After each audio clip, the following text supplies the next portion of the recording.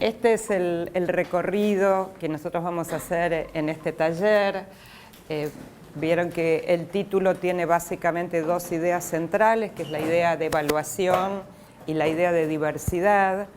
Entonces esos van a ser como los dos ejes conceptuales que vamos a trabajar, y una tercera parte donde voy a compartir algunos ejemplos. ¿Vieron esa idea de que podamos ir de la teoría a la práctica y de la práctica a la teoría?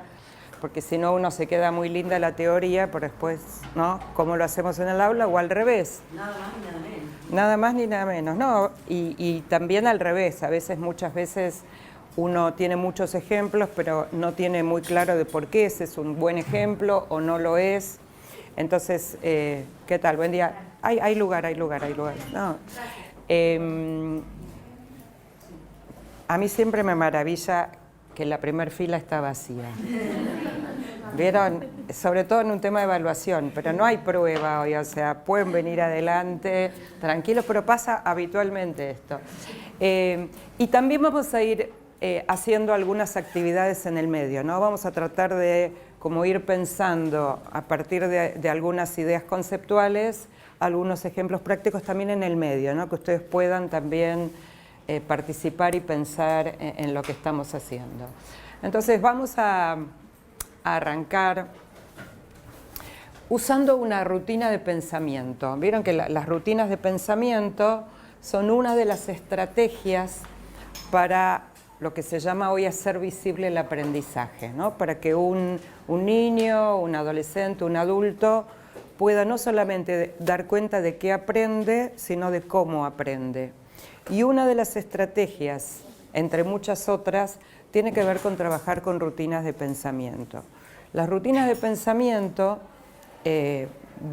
tienen como esa idea de algo muy breve. En este caso, fíjense, son tres pasos que se convierten en rutina de pensamiento en la medida que uno lo usa sistemáticamente, ¿no?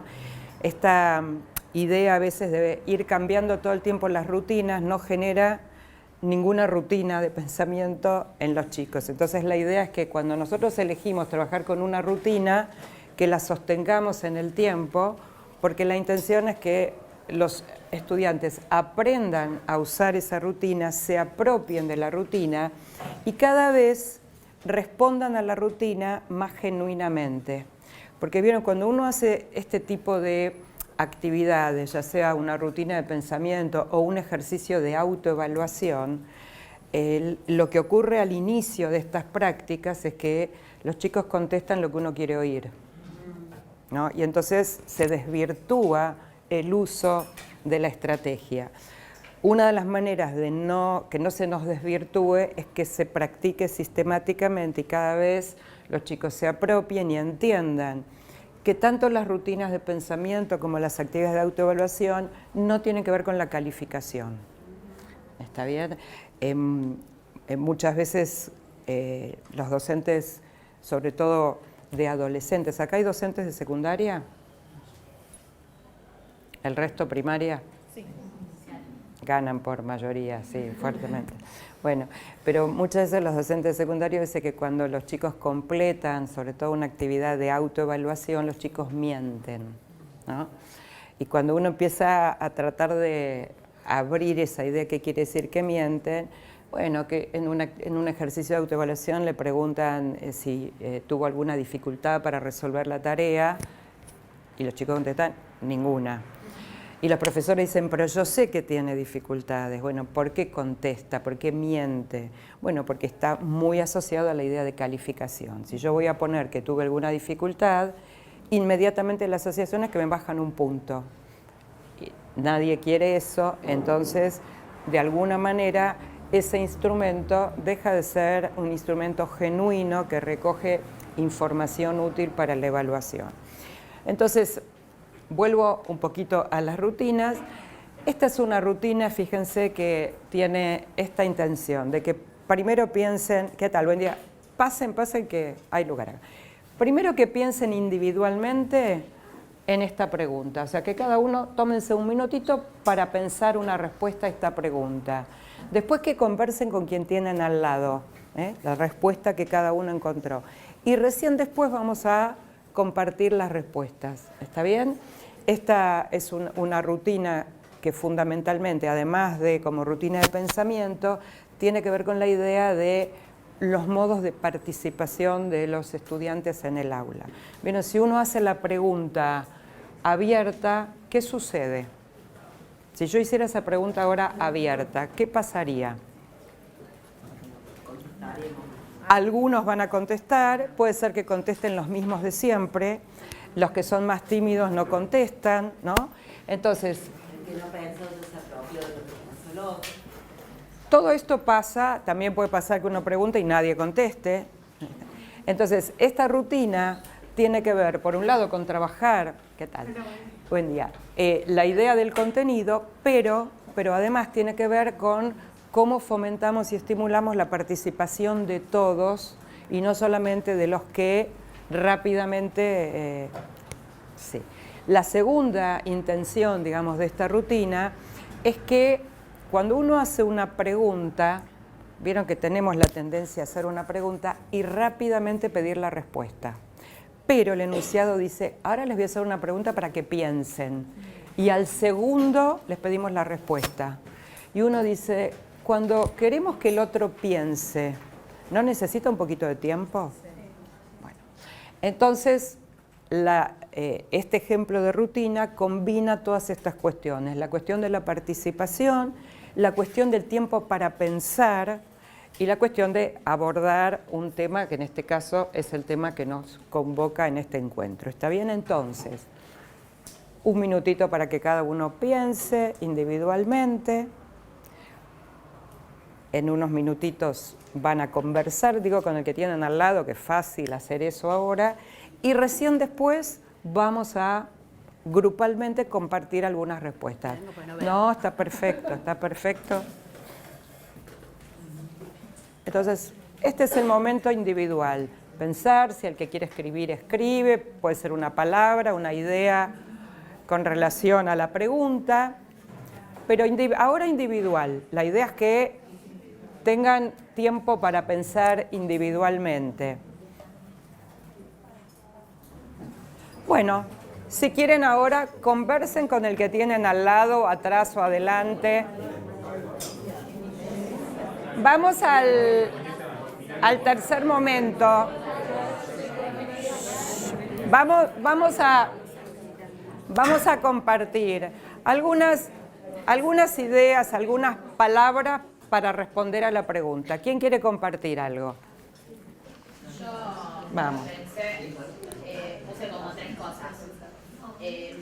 Una, evaluar de acuerdo a la capacidad de lo que puede llegar a dar cada alumno. Ok, considerar las capacidades individuales. Claro. Sí. Y después puse que no se evalúa a todos por igual. Bien, muy bien. ¿Quién suma algo distinto? Sí. Tener en cuenta el proceso de cada niño, el proceso de aprendizaje. Ok. Considerar el proceso de aprendizaje. Bien. Otra idea distinta. Sí. Ahí va. Acá hemos hecho como una distinción entre grupos pequeños y grupos más grandes al momento de evaluar. Ok. No es lo mismo cuando tenemos un grupo, nosotros, por ejemplo, estamos armando una escuela, entonces tenemos grupos de 5 o 7 niños por grado. No es lo mismo eso que un grupo de 30 alumnos. Bien. Bien. ¿Qué más? Evaluar más el modo, las estrategias que aplicas, el modo. Evaluar los modos de aprender. Sí, exacto. Ok, bien, muy bien. Sí. No es fácil determinar, digamos, cómo hacer una evaluación diferenciada, pero también puede ser diferenciada en cuanto a la consigna y diferenciada en cuanto al contenido. Bueno, o sea, tenemos tipos de diferenciación, ¿sí? Muy bien. Dijiste consignas Contenidos. y contenidos. Bien. Iba a decir algo parecido, que serían niveles del mismo contenido o no. Ok, el tema de los niveles. ¿Quién suma alguna idea que no esté acá? Ajá. Buen día. Acá lo que decíamos que en realidad lo que sucede muchas veces es que se parte de que tiene una dificultad, digamos, y que necesita un formato diferente. Entonces, bueno, a este que le pasa tal o cual cosa, ¿cómo le podemos acomodar la evaluación? ¿No? Pensando primero que la evaluación es nada más la evaluación y no que la evaluación es un proceso como constante. Y por otro lado, como que todavía no hemos llegado a esta cuestión de mirar al grupo en su totalidad y decir, bueno, podemos pensar en múltiples formas de evaluar, aun cuando no haya dificultad. Claro, que no sea Como solamente punto una de evaluación llegada. tradicional, sino de distintas formas de evaluar en cuanto, por ejemplo, una rúbrica, una evaluación formal, un trabajo grupal, un PowerPoint. Bien, ustedes están hablando de formatos, digamos, si los formatos diferentes tienen que ver con o sea, con identificar la diferenciación con un problema exclusivamente, y están hablando de diversidad de instrumentos que en este campo de la evaluación diferenciada los vamos a llamar instrumentos alternativos, diferenciándolos de los instrumentos convencionales, ¿sí? Y que cuando uno piensa en la diferenciación está pensando fundamentalmente en formatos alternativos, aunque también uno podría, en una prueba tradicional, también, después vamos a ver algunos ejemplos, mostrar posibilidades de diferenciación. Algo que Sí. hablamos mucho en la escuela donde yo trabajo es que no siempre diferenciar o adaptar es para los chicos o las chicas con dificultad. Claro, que no esté ligado a esta idea de obstáculo. De la para arriba, no como que les sería simple esa evaluación, tampoco seríamos digamos, congruentes con lo que hacemos y decimos que hay diferenciación si les tomamos una prueba que para ellos es fácil o es la nada misma, también deberíamos diferenciar, digamos, suena feo, pero estamos entre colegas para arriba y no solo en la dificultad. Bueno, para que no lastimemos, podemos hablar de susceptibilidades, niveles diferentes de desafíos, que no tienen que ver con bajito o altito o con la dificultad, sino con distintos niveles de desafío, ¿no? Bien. ¿Alguna idea que sume? Bueno, fíjense que ahí tenemos, por supuesto, a medida que avancemos podemos ir sumando más. Esta primera pregunta tenía que ver con el tema de la evaluación, pero también acordar primero algunos puntos de partida, digamos, cuando nosotros, para poder hablar de evaluación diferenciada, algunas cuestiones, que algunas fíjense que ustedes ya las estuvieron mencionando, ¿no? Primero, entender que cuando hablamos de diversidad o de diferenciación, sacar la idea de que lo estamos asociando a dificultades, ¿no? Ustedes aquí lo señalan, ¿no?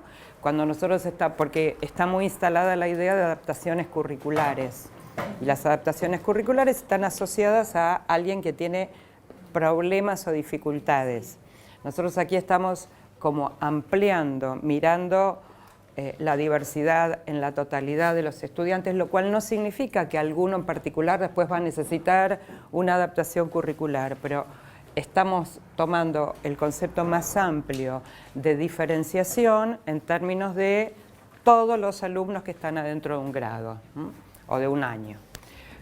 El reconocimiento, ustedes también lo dijeron, de que no hay dos estudiantes iguales, y si no hay dos estudiantes iguales, la pregunta legítima desde el campo de la evaluación es por qué les pedimos a todos que resuelvan de una misma manera si nosotros partimos de la idea de que todos los que están sentados aquí somos diferentes y no por tener una dificultad o una necesidad educativa especial. También sabemos, no solamente por la experiencia, sino por todos los aportes de la psicología cognitiva, de las distintas teorías de las inteligencias, no solamente las múltiples, sino el enfoque de inteligencias, que nadie aprende ni lo mismo ni al mismo tiempo, aunque estemos todos juntos acá, ¿sí? El ejemplo sería si cuando termina este taller yo me paro en la puerta y le pregunto a cada uno de ustedes, díganme las dos ideas más importantes que se van a llevar del taller. ¿Ustedes creen que habría dos ideas iguales? Y yo, parecidas, pero iguales no. Y yo la pregunta que me haría, ¿pero por qué? Si yo les enseñé lo mismo a todos, ¿no? Y entonces ahí se nos genera una tensión porque está muy bien que cada uno de ustedes se vaya con las ideas que por distintas razones, porque me interesó, porque la asocié, porque no la entendía, porque a mí me pasa esto en la escuela, ¿no? Y eso está muy bien, pero yo también tendría que garantizar que haya un par de ideas que se lleven todos, porque eso tiene que ver con mi intencionalidad pedagógica. No me da lo mismo que se vayan todos diciendo cada uno su versión de lo que entendió. Eso está muy bien, pero yo además quisiera garantizar, por ejemplo, que ustedes se vayan con la idea esta. Y entonces, si yo quiero que de esta idea se vayan todos ustedes, significa que tendré que hacer muchas actividades de enseñanza para que esta sea una idea común, más las dos que cada uno se lleve a modo más individual, ¿se entiende? Porque esto tendría que ver con los propósitos que uno tiene en la enseñanza.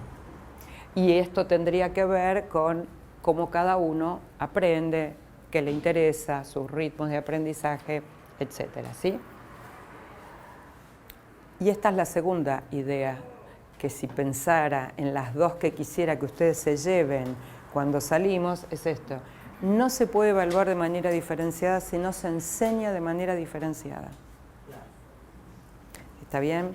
El ejemplo más claro sería si yo todo el tiempo doy clase expositiva, no puedo venir después y decir, bueno, cada uno para mostrar lo que aprendió, elija lo que quiere hacer, porque ese no fue el modo en que se enseñó. Y eso genera incoherencia, y la incoherencia entre cómo se enseña y cómo se evalúa tiene impacto negativo en el rendimiento de aprendizaje de los estudiantes. ¿Se entiende? Es decir, hay muchísima investigación mostrando que muchos fracasos de los estudiantes no es porque no saben, no aprendieron, no estudiaron, sino por la incoherencia entre los modos de enseñar y los modos de evaluar.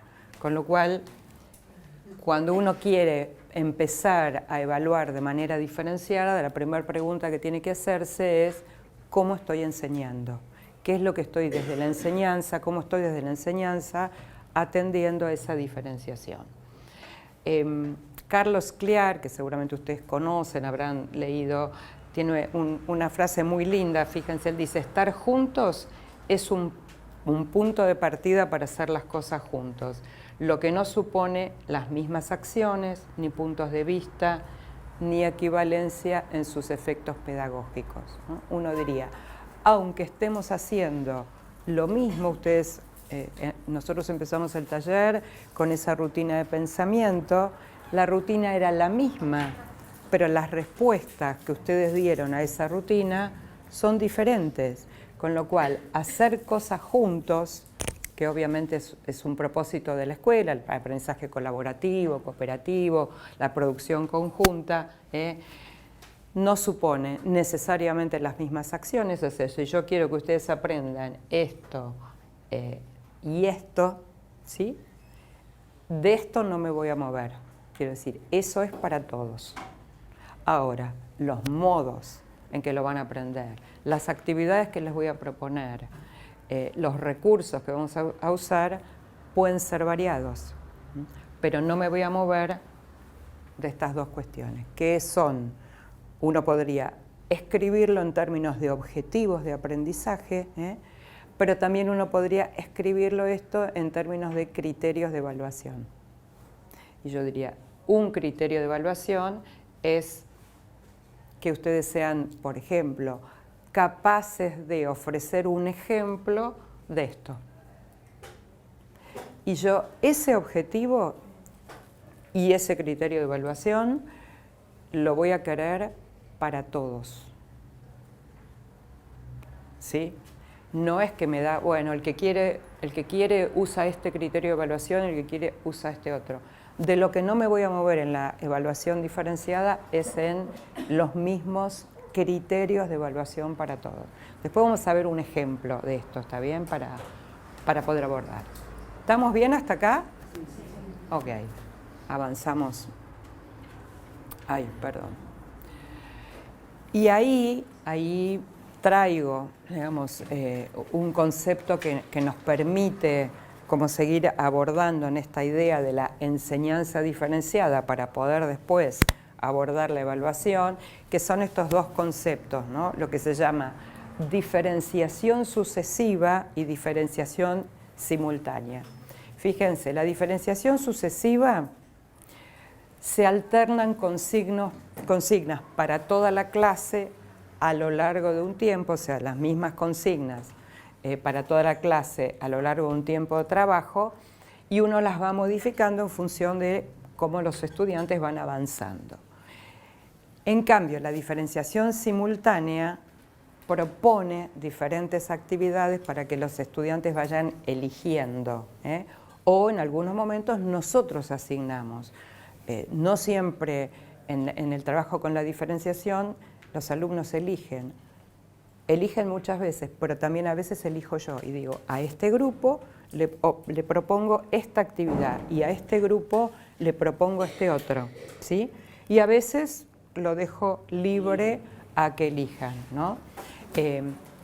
La idea de que estas modalidades se combinan, quiere decir, hay momentos donde voy a hacer lo mismo con todo el grupo y hay momentos en que voy a diferenciar. Cuando diferencie, puede ser por elección de los chicos o puede ser por elección de la maestra o del profesor. Y esas modalidades se van combinando. Digo, lo traigo porque muchas veces la pregunta es, ¿pero siempre tengo que estar haciendo actividades diferenciadas? No. El ejemplo, la primera rutina que usé no diferencié nada. Fue la misma rutina para todos. Y está bien. Ahora hay momentos que no voy a utilizar una rutina para todos, por ejemplo, siguiendo el caso de la rutina, ¿no? ¿Se entiende? Y estas conviven. Lo que yo tengo que definir en mi planificación es cómo voy a alternar. Cuándo es oportuno trabajar con una consigna para todos, cuándo es oportuno que elijan, cuándo es oportuno que yo elija diferenciadamente para grupos o para individuos. ¿Se entiende? Todo eso se pone en juego cuando uno planifica el trabajo con la diferenciación, que después nos va a permitir avanzar con la evaluación. Entonces, ¿qué preguntas nos hacemos en el campo de la evaluación para poder después entonces abordar esta idea de la evaluación diferenciada?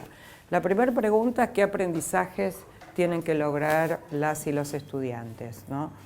Y esa es una pregunta central. ¿Por qué? Porque ustedes saben que nunca evaluamos todo lo que enseñamos, ¿sí? En principio porque no tendríamos tiempo, pero además porque uno siempre enseña más cosas de lo que después va a evaluar. Entonces la primera pregunta es ¿cuáles son los aprendizajes nodales centrales que mis estudiantes tienen que aprender?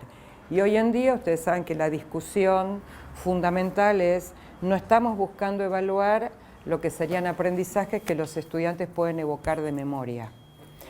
Ninguna información y dato que sea googleable. Y eso cambia totalmente la perspectiva de la evaluación. Si yo digo que los aprendizajes que tienen que lograr es, por ejemplo, conocer los nombres de los ríos de la República Argentina, diría, no estoy enfocada en el modo de pensar la enseñanza y la evaluación desde la perspectiva de que trabajemos con aprender en profundidad. Cuando nosotros queremos evaluar los nombres de los ríos, estamos trabajando con la idea de conocimiento superficial, frágil. Sí, memorístico, y que vieron Perkins también definió como aprendido, aprobado y olvidado, ¿no?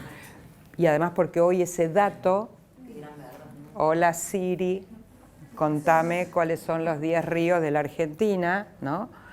Ahora, entender, por ejemplo, el valor que tiene para una ciudad tener un río desde la perspectiva económica, eso es de comprensión profunda y eso Google, ¿sí?, no tan fácilmente me lo responde. Entonces, no es menor la pregunta, ¿qué aprendizajes tienen que lograr los estudiantes? Que obviamente la respuesta ahí no sería los nombres de los 10 ríos de la Argentina, sino comprender la relación entre la economía, por ejemplo, y la producción en el puerto, comprender los intereses que se ponen en juego cuando dos países discuten la salida al mar, ¿no? Bueno, eso es de comprensión profunda y eso en todo caso es lo que yo pretendería lograr de aprendizajes. La segunda pregunta, muy importante, ¿cómo sabemos nosotros y cómo saben los estudiantes que están aprendiendo? En la evaluación tradicional nosotros sabemos cuando tomamos una prueba, ¿está bien?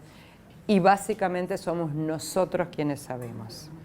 En este enfoque que nosotros estamos trabajando, pretendemos nosotros saber si están aprendiendo, pero pretendemos que los chicos sepan si están aprendiendo. Y eso cambia totalmente el modo de evaluar. Cuando uno le pregunta a un estudiante, pongamos un estudiante que le tomamos una prueba y se sacó un 4 y le preguntamos si sabe por qué se sacó un 4. ¿Cuáles son las respuestas habituales? Estudié tanto, estudié. Muy difícil, no entendí el tema. Fue difícil, más que no estudié, porque eso significa que yo reconozco que tendrá algún caso, claro. Me tocó el tema más difícil. Me confundí. No tuve suerte porque, ¿no? Esto no lo vi, la profe no lo enseñó. Se cortó la luz en mi casa, no pude estudiar, ¿sí? Falté. Todas esas respuestas tienen que ver con un concepto que se llama atribución a causas externas, ¿no? Que es el concepto de ajenidad. Uno podría traducirle y decir, yo no tengo nada que ver, yo estaba sentadita ahí y me vino el 4. ¿No? Me puso el 4, además porque me tiene entre ojos, porque claro, mi hermano fue alumno y mi hermano y se portaba mal y yo heredo, ¿no? Pero fíjense que al revés lo mismo. ¿Por qué te sacaste un 8? Tuve suerte. Me tocó el tema más fácil, ¿eh? Y otra vez se repite esa idea de ajenidad. La evaluación es de los adultos, es de los profesores. Yo no tengo nada que ver. Y nosotros sabemos que en el mundo que vivimos, que necesitamos estudiantes más autónomos, ¿sí? No podemos trabajar con un estudiante que diga, me vino el 4, me tocó el tema más difícil, más fácil, o sea, tuve suerte. Alguno dice, me puse la camiseta que uso siempre, que es la de cábala, ¿no? Bueno, el oso de peluche, sí, la cinta roja, o sea, como... Totalmente. Entonces, cuando nosotros pensamos en trabajar diferenciadamente, una de las cosas que necesitamos es lograr estudiantes autónomos. La autonomía no se genera espontáneamente, ¿no? La autonomía implica un trabajo intencional de nosotros como docentes para lograrlos. La evaluación es una de las maneras en que logramos cuando ellos pueden darse cuenta que no me fue bien, darme cuenta que no entendí un texto y tengo que volver a leerlo sin que venga la maestra y me diga, tenés que volver a leer el texto, ¿no? Ese es el horizonte que nosotros planteamos en relación tanto a la diversidad como a las evaluaciones diferenciadas. ¿Cómo recolectamos evidencias de aprendizaje? En la evaluación tradicional tomando prueba escrita o prueba oral, ¿no? Exámenes. En la evaluación diferenciada estamos trabajando con instrumentos alternativos. Un video que hace un estudiante es una evidencia de aprendizaje. Después discutimos los criterios, pero en principio es una evidencia de aprendizaje. Un cuento que escribió un niño es una evidencia de aprendizaje y no estoy tomando prueba escrita, ¿sí? Prácticas de autoevaluación, o sea, no hay desarrollo de autonomía si los chicos no aprenden a trabajar con prácticas de autoevaluación. Y tenemos un montón de instrumentos de autoevaluación para que puedan aprender a autoevaluarse, que en la historia, si yo siempre recuerdo cuando yo iba a la escuela secundaria, los profesores nos preguntaban, algunos, ¿qué nota te pondrías? Y ese era un momento terrible, ¿no es cierto? Porque ¿qué nota te pondrías? Y uno, siempre, siempre. Pero yo tenía con mi grupo de compañeras una estrategia que hacíamos una listita de los profesores que nos habían pedido, que nos iban a preguntar, y nosotras discutíamos los criterios y decíamos, al de matemática nunca le digas más de 8, ¿no? Pero al de literatura, que es re amigo, le podés decir, ¿no? Y una energía al servicio de la nada misma, ¿está bien? Porque ¿cuál es el sentido de decirle 8, 7, si los criterios de evaluación eran absolutamente ocultos, ¿no? Uno no sabía por qué le ponían un 7, un 8, con lo cual, ¿con qué criterio uno diría, me pongo un 8? Y además no sabés cómo es la persona que está... Recuerdo haber dicho 8, yo te iba a poner un 9, pero si querés, pon 8. Sí. Es horrible. Absolutamente. No, y por ahí también está bueno tener los criterios de evaluación de mano. Muchas veces bueno, sirve, totalmente. dependiendo del caso, está bueno mostrárselo. Ahí vamos. Que uno quiere evaluar, que saben que ellos a qué se tienen que tener. Totalmente. La idea de... Los trabajos grupales. No solo en lo grupal y en lo individual, la idea de cómo se transparentan los criterios de evaluación, porque si no es azaroso o dependiendo del nivel de autoestima. Yo creo que me fue muy bien. No, yo creo que me fue horrible, ¿no? Y uno dice, dependiendo de que no, a mí siempre me va mal, ¿no? Al revés, yo soy muy buena en matemáticas, bueno, con lo cual necesitamos que aprendan a autoevaluarse, y eso significa que hay que enseñar prácticas de autoevaluación.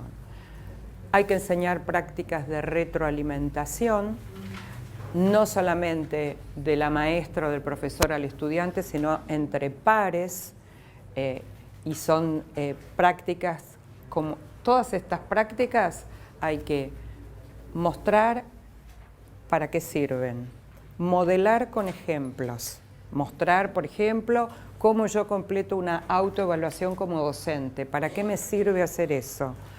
Hay que practicar muchísimas veces y sostener en el tiempo. Si no tengo estos 4 elementos, es muy difícil que estas prácticas efectivamente contribuyan a mejorar los aprendizajes, contribuyan a desarrollar estudiantes más autónomos. Y por supuesto la última pregunta es, ¿qué hago con toda la información que yo recogí de las autoevaluaciones, de las retroalimentaciones? ¿Qué hago? No solamente en relación con los estudiantes, ¿no?, sino en relación con mis próximos pasos en la enseñanza, ¿no? Y entonces, ¿qué de lo que junté de información me permitiría a mí ajustar mis propuestas de enseñanza? Entonces, estas son las preguntas que nos van a guiar en términos de la evaluación. ¿Por qué? Para poner foco, como ustedes decían recién acá, con mucho criterio, en la evaluación formativa. Nosotros convivimos con 2 sistemas, la evaluación, con 2 funciones en realidad de la evaluación, la formativa y la sumativa.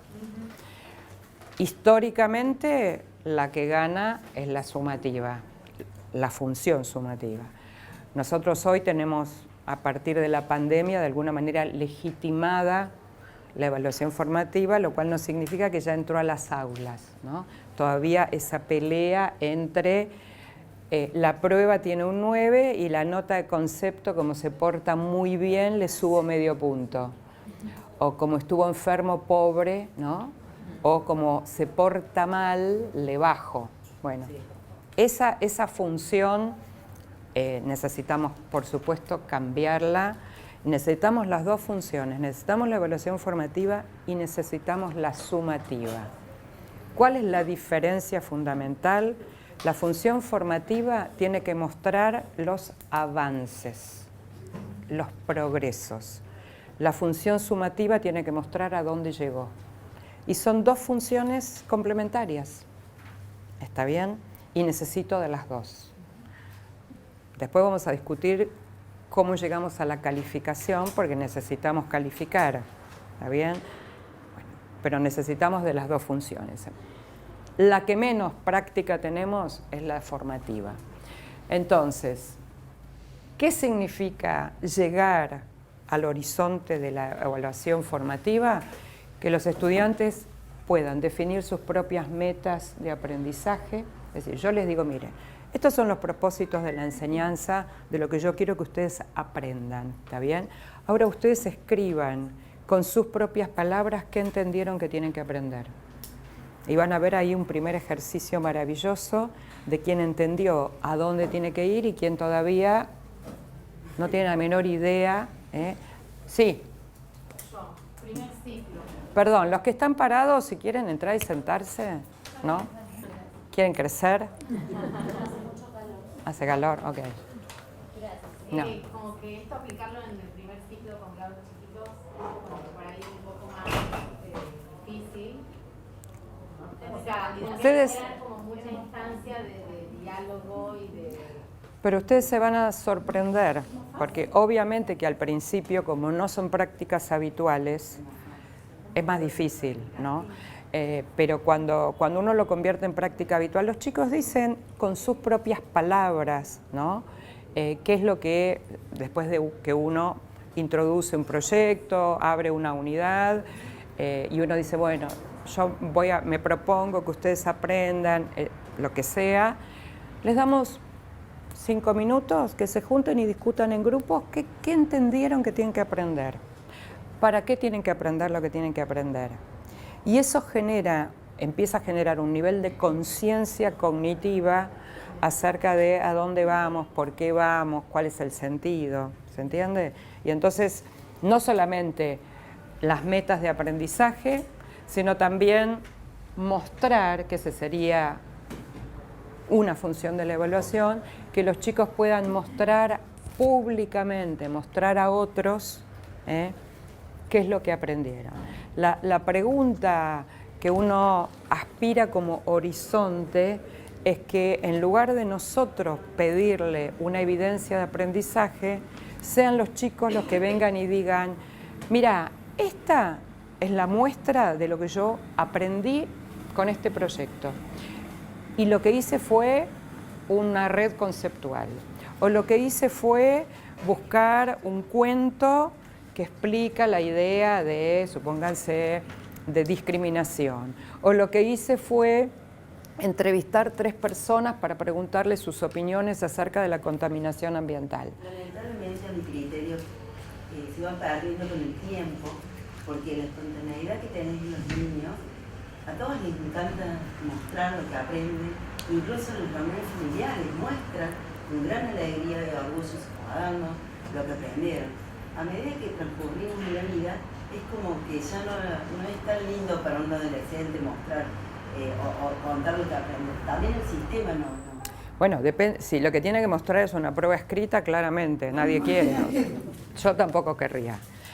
Si lo que yo, como estudiante, en los modos en que estoy aprendiendo, me permite, por ejemplo, diseñar un juego con una aplicación, digamos, a través de Internet, donde el juego permite que en un laberinto encuentren una salida, supónganse al tema de la discriminación, seguramente van a tener orgullo de mostrarlo, ¿sí? O interés de mostrarlo. Sí.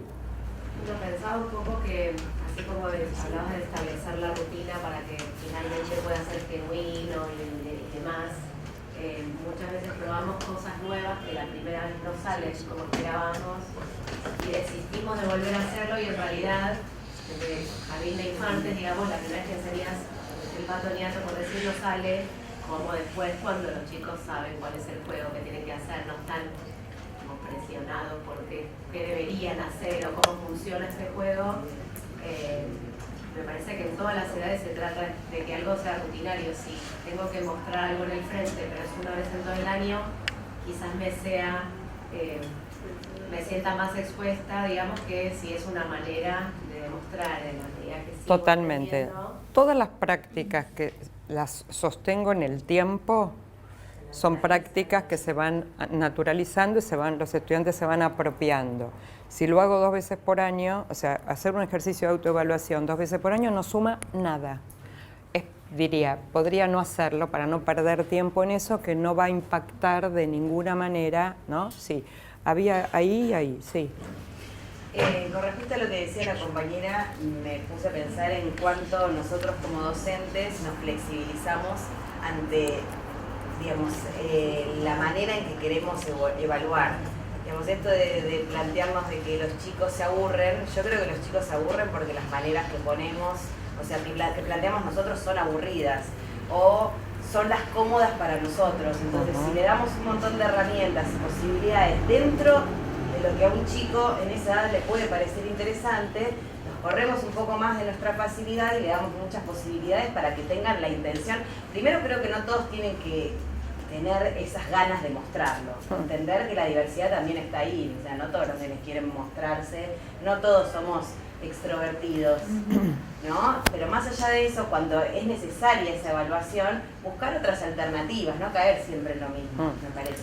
Sí, mostrar, hay muchas maneras de mostrar. Mostrar no significa solamente, digo, públicamente mostrar puede ser le voy a mostrar a ella, que ella es mi público. ¿Se entiende? O sea, no estamos hablando que me paro arriba del escenario, ¿sí? Entonces, lo importante en todo caso sí es que yo querría lograr que pueda contarle a otro, que pueda mostrarle a otro como un propósito que yo tengo. Ahora, a alguno le encantará subirse al escenario y mostrarlo en un festival de rock, y a otro diga yo te toco la guitarra a ella, ¿está bien? Y ahí está la diversidad y no hay problema con eso, ¿se entiende? Bien, sumado a esto, ustedes ya lo dijeron, que es la necesidad de transparentar dos cuestiones. Los objetivos de aprendizaje en un lenguaje comprensible por los niños, adolescentes y adultos, ¿sí? Porque es evitar que uno camine a ciegas por el aprendizaje, porque uno no sabe a dónde va.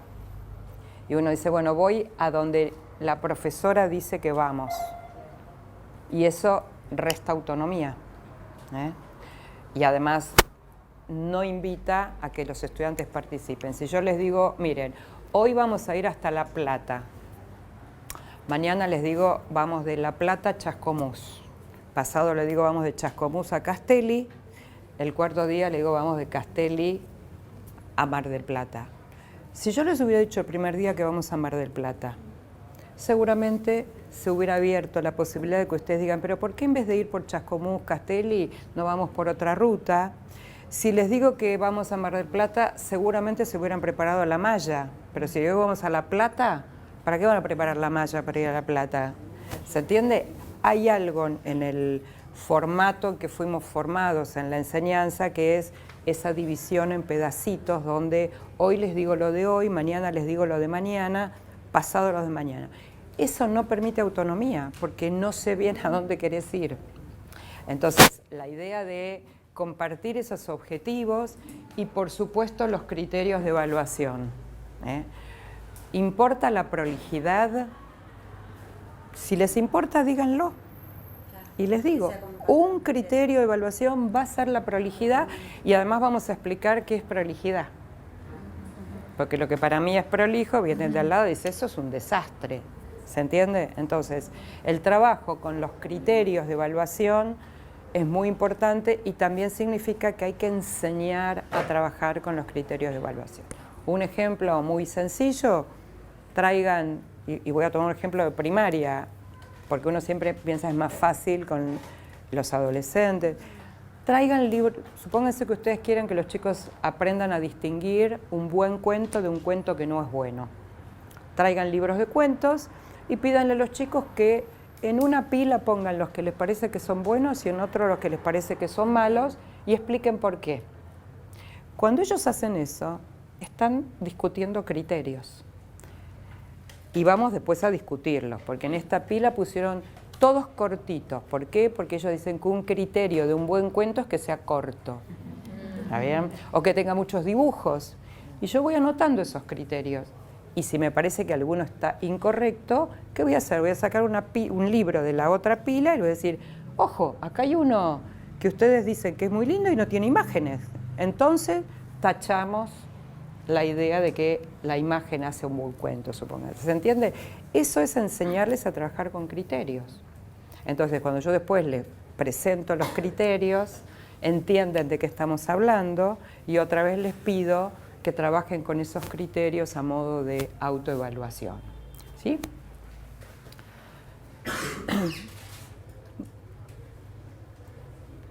La última idea, antes de mostrarles algunos ejemplos, tiene que ver dentro del concepto de evaluación diferenciada, es trabajar con el concepto de evaluación auténtica, ¿sí? El contraste, digamos, donde la evaluación auténtica quiere de alguna manera superar la evaluación tradicional, es cuando la evaluación tradicional fundamentalmente pide conocimiento declarativo. Yo declaro saber que San Martín cruzó los Andes. Ahora, eso no significa que yo entiendo el sentido del cruce de los Andes. No hay nada en esa declaración más que apelar a evocar información, apelar a mi memoria, pero no quiere decir que yo comprendo el sentido del cruce de los Andes. Entonces, la idea de evaluación auténtica tiene que ver con cómo nosotros les planteamos a los estudiantes situaciones de evaluación que estén cercanas, lo más cercano posible al contexto que nos rodea. No es lo mismo pedirle la definición de contaminación ambiental que mostrarles un video de Nat Geo, por ejemplo, y pedirle que identifiquen en el video las 4 causas o las 5 causas que en ese video estarían generando contaminación ambiental. Y por supuesto que expliquen, que justifiquen, no es que solamente de opinión personal. ¿Se entiende? En una estaríamos hablando de una evaluación auténtica y en otra estaríamos hablando de una evaluación que pide conocimiento declarativo de parte de los estudiantes. ¿Se entiende? Sí. Entonces, es característica de la evaluación diferenciada trabajar con la evaluación auténtica. ¿Por qué? Porque la evaluación auténtica nos va a permitir, en realidad, tomar varias de estas cuestiones, usar instrumentos alternativos, trabajar con distintos niveles de desafío, trabajar diferenciando no solamente consignas y contenidos, sino vamos a ver otras diferenciaciones que podemos hacer, permite dar cuenta del proceso de aprendizaje. ¿Cómo te diste cuenta en el video que hay algo que causa contaminación? Y eso, otra vez, Google no tiene la respuesta para cómo yo me di cuenta de eso, ¿no? Y entonces estaríamos utilizando esta idea de evaluación auténtica. Ejemplos de instrumentos alternativos, solo a modo de mostrarles, ¿no? Un video, un póster, un proyecto, un caso, un diagrama, dibujos y pinturas, organizadores gráficos, presentaciones orales, aplicaciones de, digamos, de cualquiera de las plataformas, editoriales, folletos, juegos, podcasts, entrevistas, debates, posteos de Twitter. O sea, todo esto se puede convertir en un instrumento alternativo de evaluación. ¿Qué es lo que necesito para usarlo como instrumento alternativo de evaluación? Tener criterios transparentes. Yo no voy a evaluar si el podcast es lindo o feo. Voy a evaluar la capacidad que muestra en el podcast de establecer relaciones entre, que serían los criterios de evaluación. ¿Se entiende? Si no, el riesgo es banalizar la información, banalizar la evaluación y después de que hagan el video voy a tener que tomar prueba escrita. Y pasan muchas veces. Nosotros les ofrecemos y los chicos eligen muchas veces, por ejemplo, hacer un rap sobre contaminación ambiental, porque les encanta el rap. Ahora, es terriblemente difícil hacer un rap donde yo muestre la comprensión de la contaminación ambiental. Entonces, hacen un rap divino, la contaminación, la contaminación, la contaminación, ¿eh? ¿Se entiende? Y no podemos evaluar nada. Entonces, hay que elegir con criterio las opciones que les voy a dar. Digo, pueden hacer un blog, pueden hacer un podcast, un posteo de Twitter. Tengo que pensar en qué dispositivos, con qué recursos podrían los estudiantes mostrar lo que aprendieron. Por supuesto, yo les puedo ofrecer 3 de estas opciones y algún estudiante puede decir, yo quisiera hacer el cuarto. Si nosotros entendemos que el cuarto que propone está bien, no hay ningún problema. Lo que no vamos a cambiar, ¿qué es de todo esto? Los criterios de evaluación, ¿se entiende? No importa lo que elijas, tenés que mostrar tu capacidad para establecer relaciones. Tenés que mostrar tu capacidad para mirar el fenómeno desde 3 perspectivas diferentes. ¿Está bien? Y eso obviamente no lo cambiamos. Les voy a mostrar 2 esquemitas muy sencillos, pero que permiten planificar entonces evaluaciones de este tipo. Miren, cuando yo quiero diferenciar la evaluación, una posibilidad es que las consignas sean iguales para todos. No hay diferenciación en la consigna. Fíjense, mostrar cómo influye el tipo de alimentación en los deportistas de alto rendimiento. Eso es la consigna para todos. Los criterios de evaluación son iguales para todos. Puse de modo de ejemplo, capacidad para comunicar ideas, capacidad para justificar la relación entre la alimentación y el rendimiento físico. Los modos de producción, recursos, productos finales pueden ser iguales o diferentes. Este es un modo de diferenciar. ¿Está bien? ¿Sí? Les voy a mostrar el segundo y después vamos a ir a los ejemplos. En la anterior las consignas eran iguales. Acá puedo ofrecer consignas diferentes. ¿Qué no voy a cambiar? De vuelta, los criterios de evaluación. Los modos de producción, los recursos de productos finales pueden ser iguales o diferentes. ¿Se entiende? Entonces puedo diferenciar recursos, o sea, no solamente consignas y contenidos, puedo diferenciar recursos, puedo diferenciar productos, ¿no? Como producciones finales, puedo diferenciar modos de trabajo, por ejemplo, individual o grupal o en parejas, todo eso puedo diferenciar. ¿Qué es lo que no voy a diferenciar? Los criterios de evaluación y obviamente los objetivos de aprendizaje. ¿Sí? Con ese marco vamos a ver ejemplos. Hay 2 ejemplos, uno de secundaria y uno de primaria, y después van a trabajar ustedes. ¿Está bien?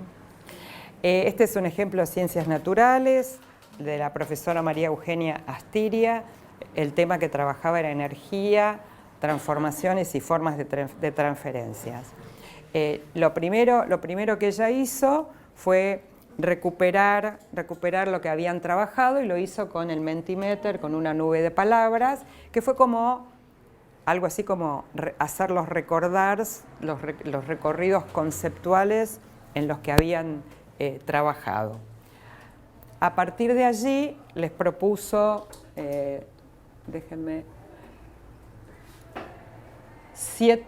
le dio 7 opciones para que eligieran con cuál de las opciones querían mostrar lo que habían aprendido sobre energía. Estás pasando un fin de semana de campamento Scout, tenés asignado un grupo reducido de chicos más chicos que vos y la misión es generar curiosidad científica en ellos. Recordá que recientemente estudiaste en la Escuela de la Energía y decidís explicarles 2 fenómenos o hechos que suceden cotidianamente en el entorno y que involucran la energía transmitida a través de ondas. ¿Por qué crees que es importante explicarles esos fenómenos elegidos? Fíjense, mantengan, digamos, en su cabeza la idea de autenticidad mientras vamos leyendo, ¿sí? Utilizando alguna herramienta digital, como por ejemplo Miro, Canva, Padlet u otra, elaborar una red de conceptos en forma de esquema visual que muestre los conceptos que aprendiste. Ubica en el centro de la palabra energía y a partir de ahí todas las ramas, de cada rama saca más flechas para ampliar, ¿no? esa red. Acompañá cada concepto con una imagen representativa, les propone que pueden buscarlas en Google, y añadí una pequeña explicación. En caso de encontrar relaciones entre ideas o conceptos, unilos con flecha y coloca una explicación. Cuantas más relaciones, mejor. La tercera, elegí 3 conceptos o ideas que consideras importante haber aprendido y que te sentís seguro de poder explicárselo a tus compañeros con tus palabras. El cuarto, graba un audio en el que expresás qué cosas importantes aprendiste sobre energía y cómo cambiaron tu apreciación de lo que sucede en tu vida diaria o cómo lo relacionas con tu vida cotidiana. Quinto, sos un ciudadano comprometido con el cuidado del medio ambiente. Pensá 2 problemas que estén afectando la vida en el planeta y explica por qué con lo aprendido sobre el tema. Busca una imagen en la web y redactá sobre cada uno un párrafo explicativo. Finalmente, propone consejos que puedas publicar en tu blog ambientalista que ayuden a concientizar la población y reducir o minimizar estos problemas. El 6, utilizando Kahoot, elabora 4 preguntas, ¿no?, con esa aplicación. Y el 7, representa con una imagen o una metáfora un concepto importante que aprendiste y justifica tu elección. Están atravesados por la idea de autenticidad. Por supuesto, podemos decir algunas parecieran más fáciles que otras, pero vieron, es para mí me parecen más fáciles. Pero yo no sé de verdad cuál es más fácil para ellos. ¿Se entiende entonces? A su vez también tiene que ver con mi facilidad, con lo que a mí también como profe me es más fácil. Sí, igual en este caso, fíjense que hay 7 opciones. Claro. Tampoco tendrían que, pueden ser 5, ¿no? Pero son 7 propuestas. La idea es que... No, que parece más fácil, pero igual hay que pensar, hay que elaborar la última. Buenas parecen mucho más fácil. Es que, fíjense, yo acá podría tener esta posibilidad de que elija cada uno lo que quiera. Podría también en otra ocasión, yo decirle, vos podés elegir entre la 7 y la 4, vos podés elegir entre la 1 y la 9, vos podés elegir entre... Que 7 es mucho también, me parece, para elegir. Por supuesto que es mucho. En realidad, les voy a contar la trastienda de esto. La profesora había hecho 4 y los chicos, que ya están acostumbrados a trabajar, sugirieron, entonces ella sumó los de los chicos, claro, y dijo, bueno, estos son los 4 míos, pero ustedes tienen estas 3 ideas, sumamos.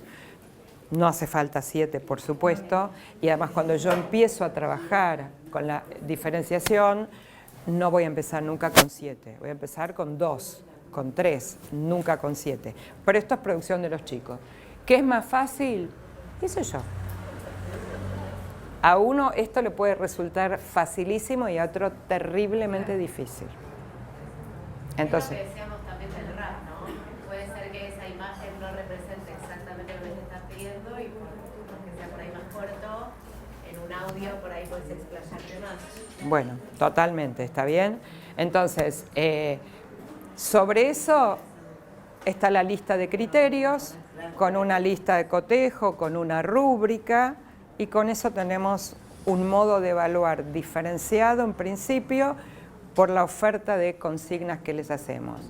En este caso podríamos indicarle también, por ejemplo, que elijan uno para hacer en forma individual y una segunda para hacer con otra persona.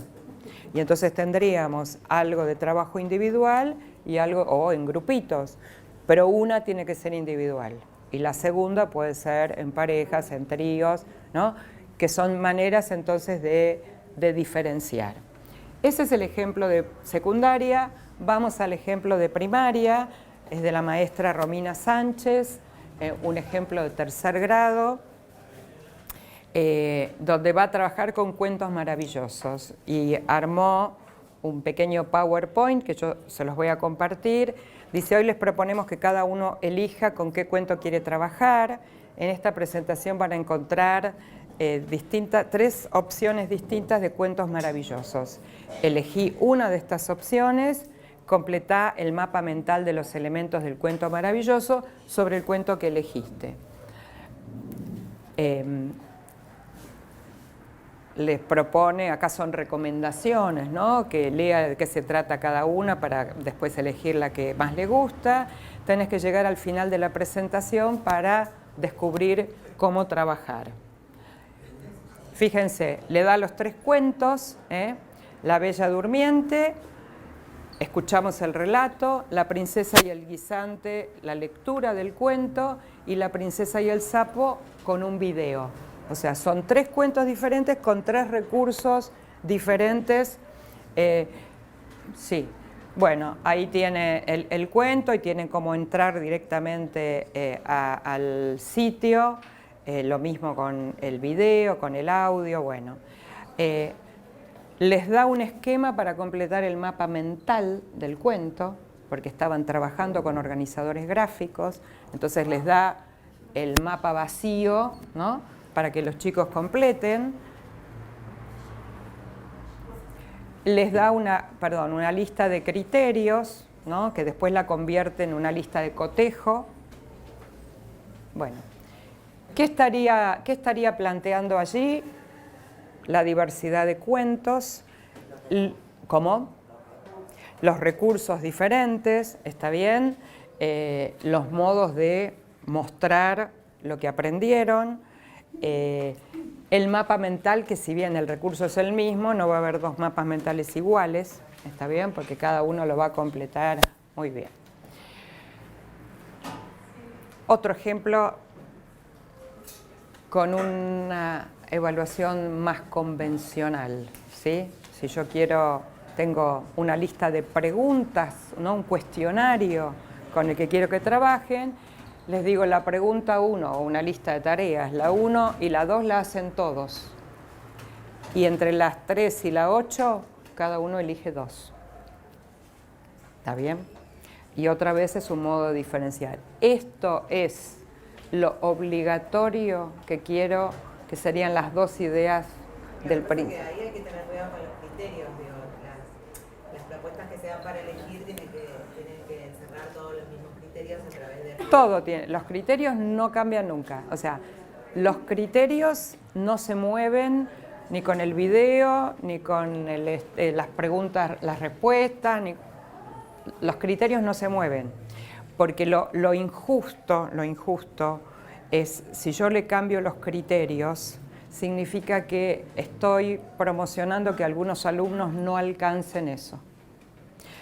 Yo, como ella, por ejemplo, no aprende mucho con que escriba 2 letras, me voy a quedar contenta.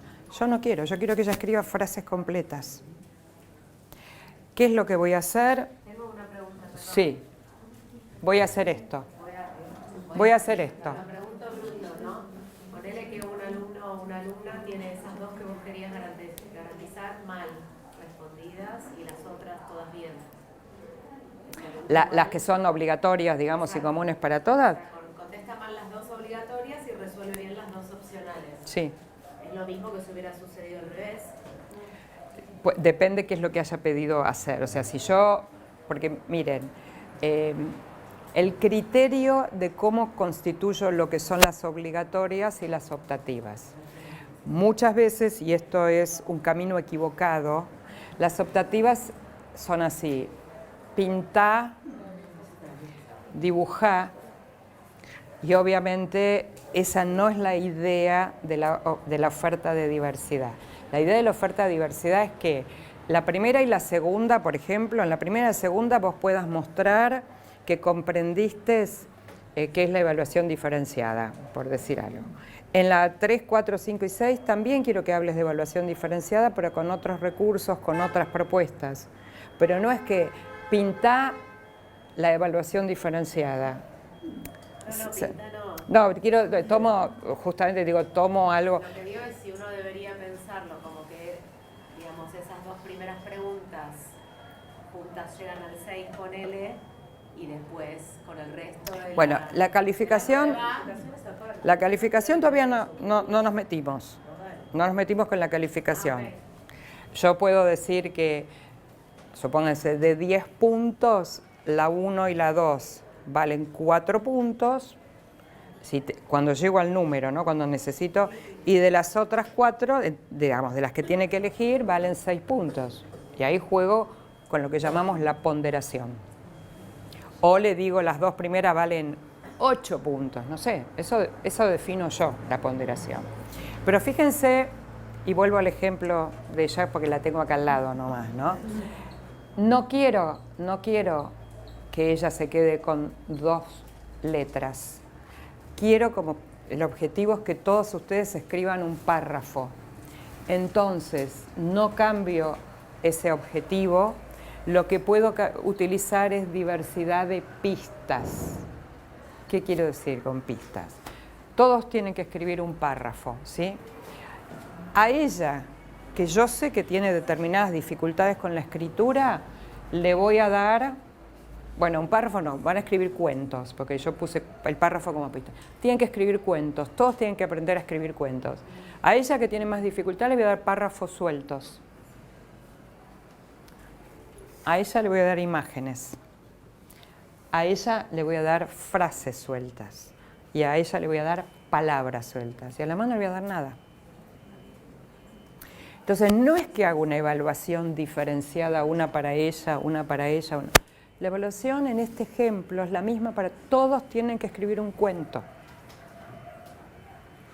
Voy a variar las pistas. Ahora.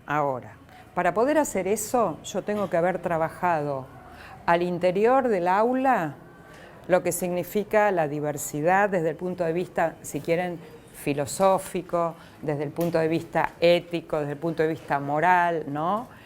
¿Qué significa si somos iguales, si somos distintos? ¿Qué hacemos con lo distinto? Si lo distinto enriquece, empobrece. O sea, y lo puedo trabajar con los chicos. Hay millones de cuentos sobre la diversidad, hay montones de videos sobre la diversidad, hay literatura para adolescentes sobre la diversidad. O sea, tengo que preparar lo que uno llamaría promover una cultura de diversidad adentro del aula, porque si yo hago esto en un grupo, por ejemplo, recontra competitivo, me van a decir, ¿por qué a ella le diste? ¿Y por qué a mí no? ¿Y por qué no?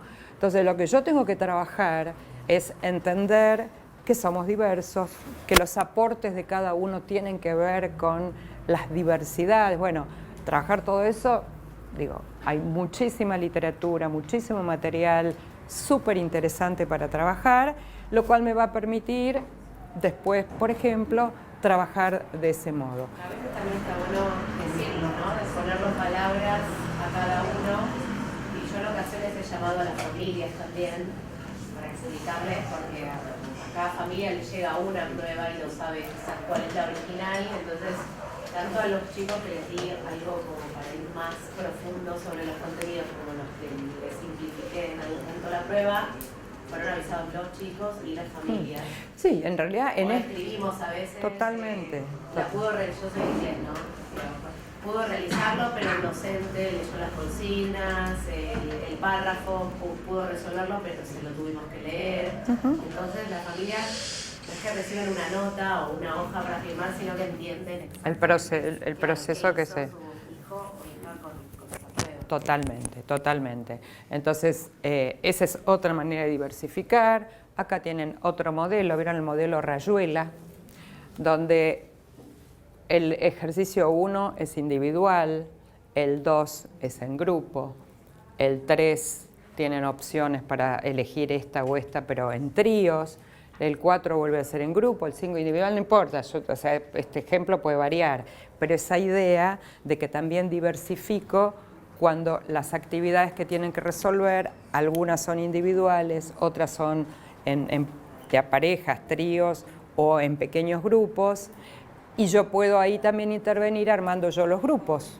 Y entonces digo, la actividad 1 la hace cada uno individualmente, la 2 se van a juntar así, los que tienen el número 4, los que tienen el número 6, la 3 arme tríos o ustedes espontáneamente, bueno, como ustedes quieran hacerlo, ¿sí? ¿Estamos hasta acá? Bueno, vamos a una manera, ¿vieron? Yo les digo, ¿entendieron? Ustedes me dicen que sí, yo me quedo feliz, pero mentira. porque no sé si entendieron o no entendieron. Pura casualidad. Pero uno se queda feliz, ¿vieron? También cuando uno habla y los alumnos hacen así, y yo digo, están pensando en qué van a comprar en el supermercado hoy a la noche, pero te hacen así, vos decís, qué bien, me están siguiendo. Bueno, nada de eso es verdad. Pero entonces sí vamos a hacer un pequeño ejercicio, ¿sí? Nos da el tiempo. Esta es una actividad que vamos a hacer ahora en pequeños grupos. Este es un objetivo, pero explicado, no es un objetivo redactado, que yo quiero que mis estudiantes analicen y evalúen textos de los medios de comunicación como noticias, reportajes, textos publicitarios o de las redes sociales, considerando los propósitos explícitos e implícitos del texto.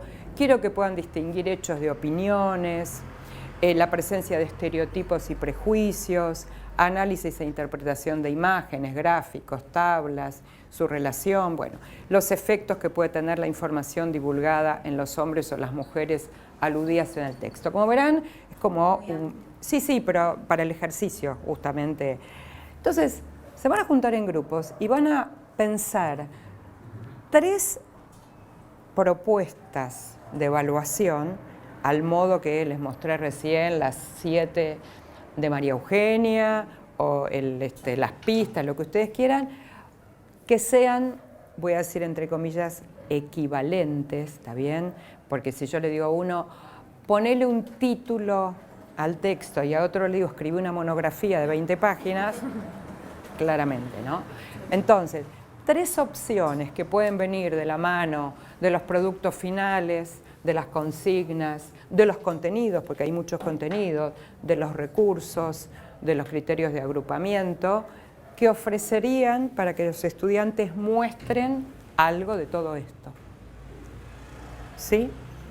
3 opciones son 10 menos 10, 10 minutos, después compartimos para que podamos cerrar a tiempo el taller. ¿Está bien? Júntense, no hagan grupos de 28, 3, 4, ¿está bien? Volvemos al grupo grande.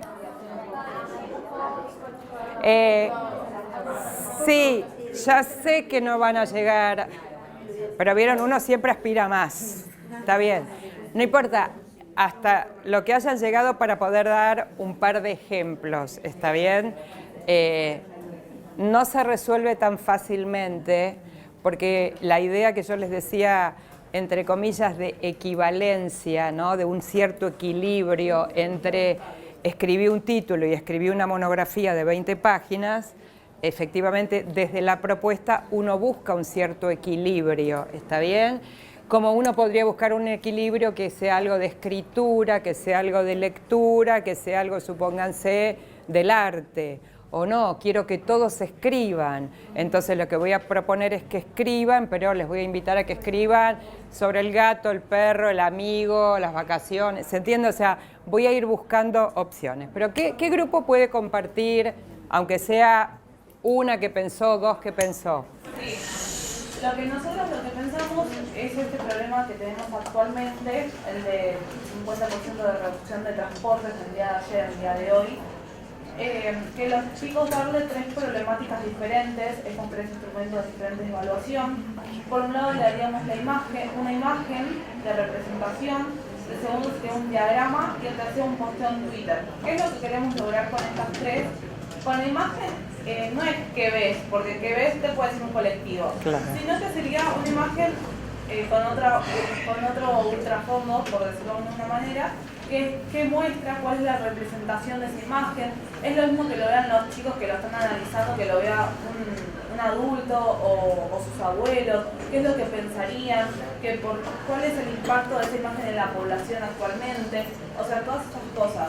Después con el diagrama sería un mapa conceptual para que después los chicos, con la información que nosotros les brindamos, que puedan poner una causa, consecuencia, unas comparaciones, o sea, tener todo esto como en pensamientos, sus opiniones.